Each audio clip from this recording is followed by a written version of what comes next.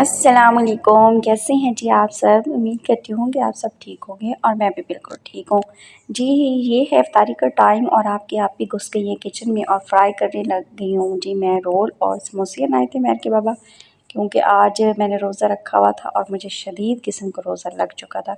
अच्छा, ये जो इफ्तारी का टाइम होता है, जब मैं इफ्तारी बनाने आती हूँ तब मुझे इतनी वीकनेस फील हो रही होती है ना, समझ ही नहीं लग रही होती कि क्या हो रहा है। इफ्तारी तो बना रही हूँ, बने बनाए समोसे और रोल आ गए थे और फ्रूट्स भी मेरे हस्बैंड ले आए थे।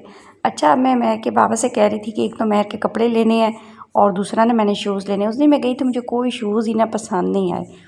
तो ये अब ये ना कहिए कि इफ्तारी करने के फ़ौरन बाद हम ये आ गए, नहीं इफ्तारी की, उसके बाद हमने घर का कुछ किराना लेना था यानी ग्रॉसरी करनी थी, वो की। उसके बाद हमने शूज़ लिए, मेहर के कपड़े लिए और उसके बाद जो हमें भूख लग गई थी तो हम इधर आ गए थे, क्योंकि मेहर को ना अच्छा लगता है फ़ास्ट फूड। और ख़ैर मैं और मेरे हस्बैंड भी खा लेते हैं बड़े शौक़ों से, मेहर को तो ऐसे ही नाम है। तो फिर हम आ गए थे अपने शहर में, एक ब्रांच अच्छी सी ओपन हुई है यहाँ। पहले जो हमने ऑर्डर कर दिया था हॉट विंग्स का और उसके बाद हमने मंगवा लिया था यमी सा पिज़्ज़ा और साथ ना अच्छा, तो घर चल के मैं आपको शूज़ भी दिखाती हूँ। मैंने स्लीपर भी लिए हैं और ना बहुत प्यारे से फैंसी से ना स्टाइलों से ईद के शूज़ लिए हैं।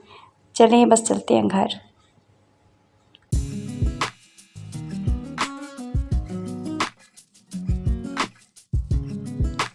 बस अब घर जा रहे हैं, हमारा घर पास में ही है, आने वाला है। चले जल्दी से चलें अपने घर में और मेरा स्वीट होम आ गया। बस जी घर गए, उसके बाद वही ग्रोसरी समेटी, उसके बाद ईशा की नमाज़ और तरावी अदा की, फिर सो गए। ये है नेक्स्ट डे का जो मैंने व्लॉग शूट किया। तो ये मैं अब आपको दिखा रही हूँ अपने स्लीपर्स जो कि मैंने स्टाइलो से लिए हैं। अच्छा, तो मुझे बहुत अच्छे लग रहे थे। असल में ना मेरा जो पाँव है उसकी शेप ना थोड़ी पतली सी है आगे से ना, तो मैं स्पेशली ये शूज़ पहन करके चेक कर रही होती हूँ कि ना आगे से खुले ना और मेरे पाँव ना बाहर की तरफ ना निकले। तो ये हैं जी मेरे क्यूट से ब्लू शूज़ जो कि मैंने स्पेशली ईद के लिए बाई किए हैं। मुझे बहुत अच्छे लग रहे थे और स्टाइलों पे ना इस दफ़ा हमारा चूँकि छोटा शहर है, लेकिन शुक्र है कि ना कोई मुझे अच्छा ढंग का शूज़ मिल गया। तो खैर मेरी एक आदत है, चाहे मैंने शूज़ नए लिए हों या मेरे पहले के शूज़ हों ना, तो मैं उन्हें हमेशा से बहुत अच्छे तरीके से पैक करके डब्बे में डाल के और रखती हूँ। कभी भी मैंने इस तरह नहीं किया कि शूज़ पहन लिए हैं तो ऐसे उतार के कहीं भी उनको छोड़ दूँ, क्योंकि हर चीज़ ना जब बंदा लेता है तो उसकी कदर करनी चाहिए। और मैंने ये पोनियाँ भी ली थी, क्योंकि मैं चुटिया बनाती हूँ ना, तो पोनियाँ लगाती हूँ, मुझे पोनियों की सख्त ज़रूरत थी तो वो भी मैं ले आई थी। उसके अलावा ग्रॉसरी आइटम्स लिए थे तो और मैं कपड़े ना टेलर भाई को दे आए थे, शुक्र है उन्होंने ले लिए, वैसे हम काफ़ी लेट हो गए थे। बस कुछ मेहर के बाबा की जॉब इस तरह की है और कुछ इफ्तारी के बाद बंदा निकल ही नहीं सकता घर से।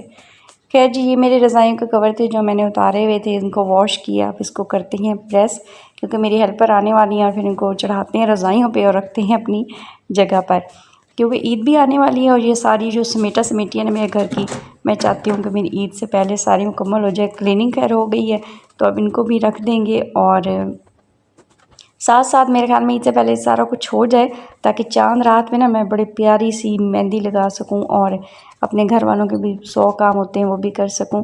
तो मेरी यही आदत है कि मैं जब इनके कवर उतारती हूँ तो उनको ना प्रेस ज़रूर करती हूँ और उसके बाद रज़ाइयों के ऊपर चढ़ाती हूँ, क्योंकि इससे ना फिर जब नेक्स्ट हम सीज़न में निकालते हैं तो बहुत अच्छी सी इनकी लुक आ रही होती है और अच्छे लग रहे होते हैं ना। बस अब हेल्पर आ गई थी, मैंने कहा पहले स्टोर रूम में इनको रखते हैं, वहाँ मेरी पेटी पड़ी हुई है तो उसमें इसको रख देते हैं, क्योंकि इसके बाद मैंने नहाना भी था और फिर नमाज का भी टाइम होने वाला था। तो ये है मेरा स्टोर रूम, इसमें पेटी रखी हुई है और इसी में जो है मेरी सारी रज़ाई वगैरह और गद्दे मैंने रखे हुए हैं। और बाकी का जो सामान है वो कबर्ड बनी हुई है मेरे घर में, ऊपर वाले पोर्शन में भी और नीचे के पोर्शन में भी। तो मैं आराम से अपनी सारी जो चीज़ें होती हैं उनको समेट लेती हूँ। बस अब चूँकि हम स्टोर रूम में आ ही गए थे तो मैंने अपने हेल्पर से कहा कि जितने भी ट्रंक, पेटी और इनके ऊपर कवर है ना, यानी वाइट जो मैंने क्लॉथ डाला हुआ है, ये उतार लें ताकि मैं इसको भी वॉश कर लूँ और इससे पहले वॉश करके इनके ऊपर डाल लूँ। बस जी एक हाउस मेकर का मेरे ख्याल में यही चलता रहता है सारा दिन, कि अपने घर को देखना है, अपने बच्चों को देखना है, अपने हस्बैंड को देखना है और सारा सबको साथ लेके चलना है और फिर अपने आप को भी देखना है।